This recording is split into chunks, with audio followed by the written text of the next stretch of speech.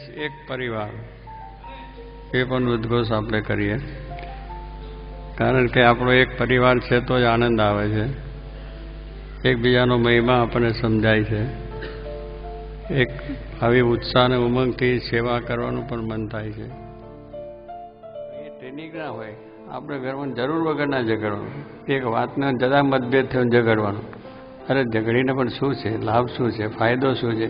પણ એનો સંયમ રહેવો કે ભાઈ આપણે મહારાજને સંભાળવાના, પ્રાર્થના કરવાની, બધું કામ મૂકી જાય, થોડું સહન કરવાનું, થોડું લેટ ગો કરવાનું, એકબીજાના વિચારોની આપ-લે કરો, એકબીજાને સમજવા પ્રયત્ન કરો.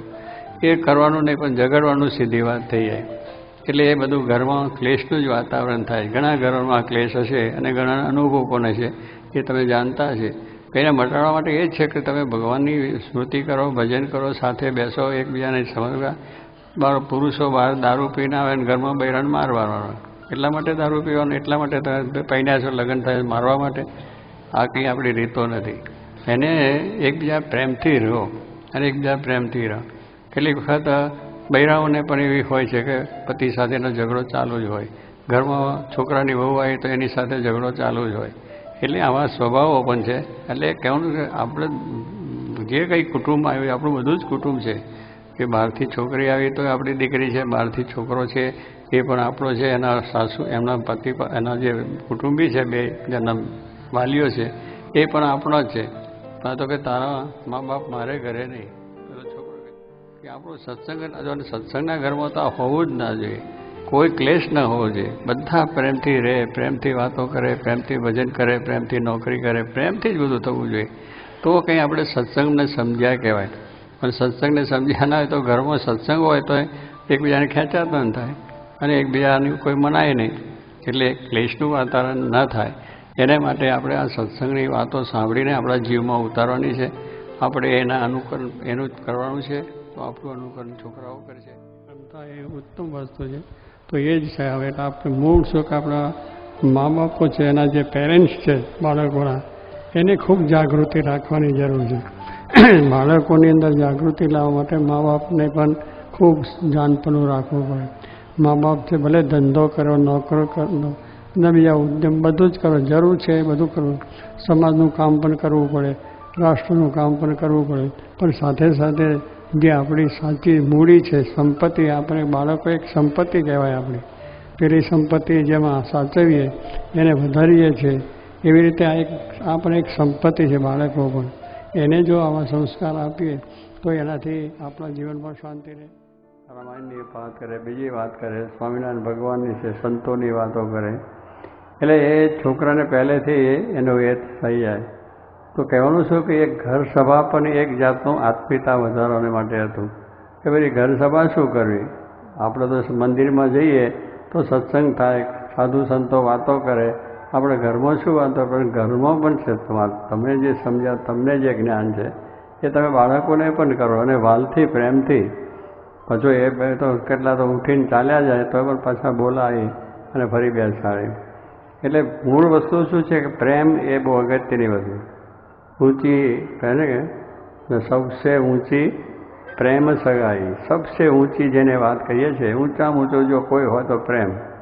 પ્રેમથી માણસનું ગમે તેવો હોય તો પરિવર્તન થઈ જાય.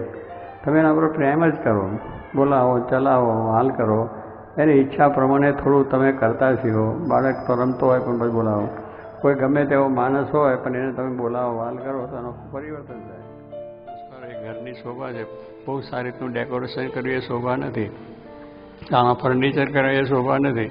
તમારામાં ધર્મ ભાવના કેટલી છે, તમારા ઘરમાં એકબીજા પ્રત્યેનો પ્રેમ કેટલો છે, એકબીજાના પ્રત્યેની તમારી ભાવના કેટલી સારી છે, એ ઘરની શોભા છે.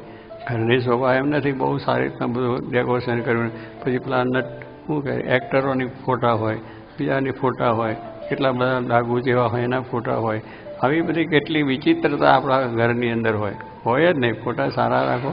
ભગવાનને મોટા મહાત્મા કોઈ સારા જગતમાં માણસો થયા છે, એના કરતાં ભગવાનના સંતો થઈ ગયા છે, ઘણા મોટા સંતો થયા છે, ઘણા મોટા આચાર્યો થયા છે, જેને માનતા હોય એના ફોટા રાખવા.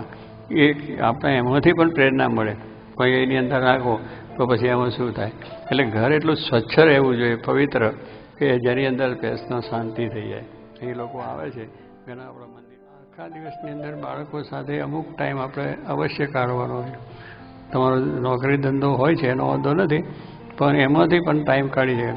એમાંથી આપણે કદાચ ફરવા જઈએ છીએ કલાક તો પણ એનો ટાઈમ મળતો હોય. બીજી રીતે કોઈ બીજી વાતોની અંદર પણ આપણો સમય જાય છે. સમય ના મળે એવું નથી, પણ આપણા જીવનમાં એ વસ્તુ છે નહીં કે મારે મારા કુટુંબ સાથે બેસવું જોઈએ. એટલે કુટુંબની ભાવના વધે, કુટુંબની અંદરની આત્મીયતા વધે, એ અગત્યની વસ્તુ છે. આજે આપણા ઘરમાં જે કુસુમ પેસી જાય એનું કારણ શું છે કે આત્મીયતા નથી. એટલે હું પોતપોતાના સ્વતંત્ર, પેલોને જ્યાં જવું હોય તો જાય, બૈરાને ગમે ત્યાં જવું જાય, પુરુષને ગમે ત્યાં જવું જાય, ભાઈને ગમે ત્યાં જવું, એવું બધું છે.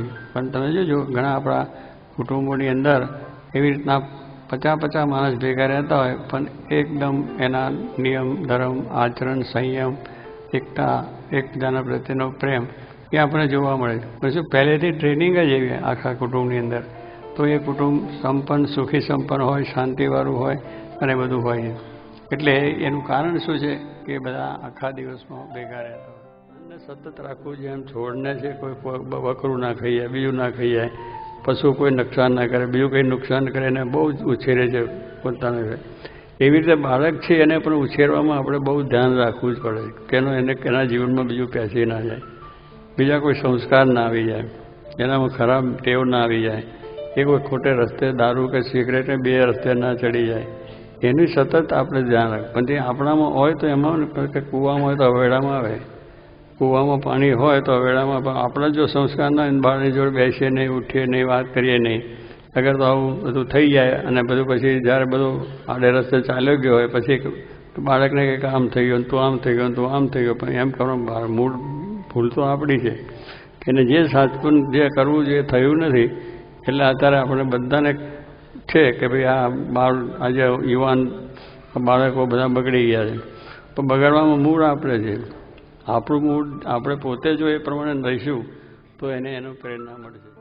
એટલે એ વસ્તુનો ત્યાગ કરીને આપણે જે ભગવાનની વાત હોય, દેવો થાય, આરતી થાય, ધૂન થાય, પ્રાર્થના થાય, એમ કરવાનું. ભલે છોકરાને કંટાળો આવશે, તમને કંટાળો આવશે, પણ કંટાળાથી નથી થતું. આ તો કંઈ નહીં થવું હોય તો થશે ને જેમ, તો પછી એ બધી રખડી જાય છે. એમ છોકરાઓ સાથેનો પ્રેમ એ બહુ અગત્યની વસ્તુ છે.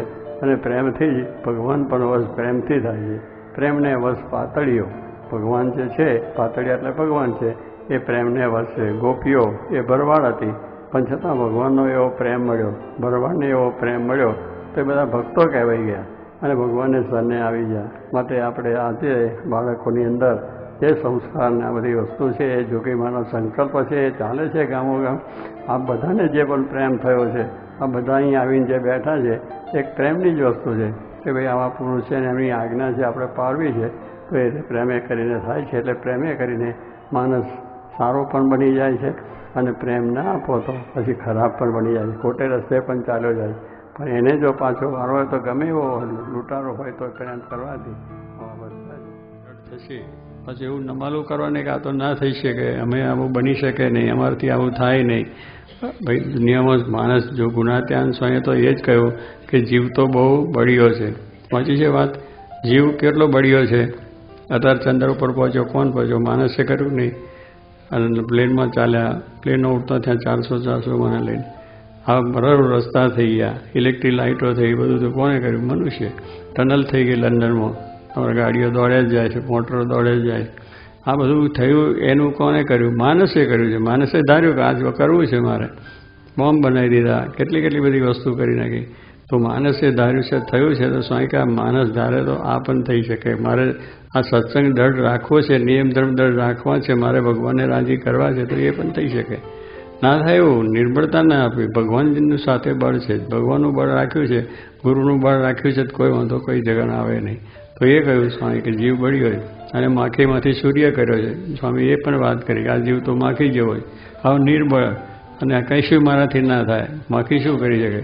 ના થાય, હું પાસ નહીં થઈ શકું, મારાથી નહીં વંચાય, હું એ બધી વાતો કરી. પાસ થતો જ થવાનો જ છું, ચોક્કસ થવાનો છું, મહેનતને પુરુષાર્થ કરવાનો.